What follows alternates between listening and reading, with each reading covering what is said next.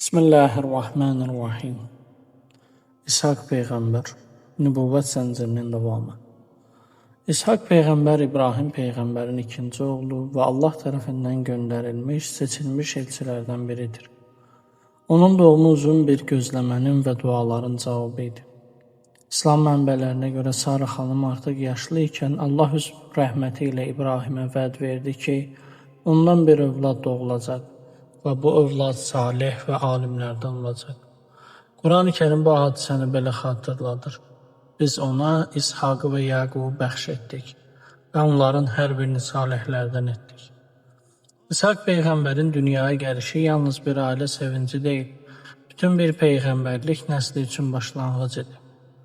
Onun nəsli İsrail övladlarının əsasını təşkil etdi və sonraki əsrlərdə Musa, Davud, Süleyman, Yəhya və İsa əleyhissalam kimi peyğəmbərlər məhz bu nəsildən çıxdılar.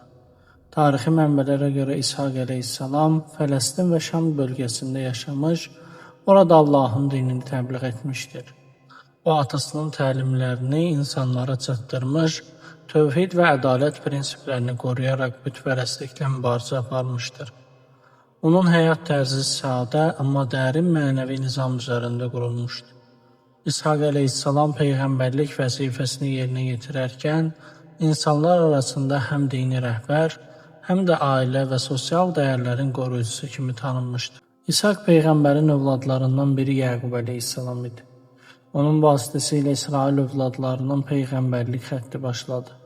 Beləcə İshaq əleyhissalam tək bir şəxs deyil, bütün bir nəsli ilahi hidayətə yönəldən bir başlanğıc nöqtəsi oldu. Quran buyurur, biz onu və İshaqı bərəkətə qərq etdik.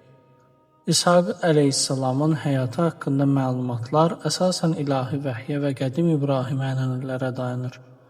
Tarixçilər onun təxminən 120-140 il ömür sürdüyünü və Fələstin bölgəsində atası İbrahim Peyğəmbərin məzarına yaxın yerdə dəfn olunduğunu bildirirlər.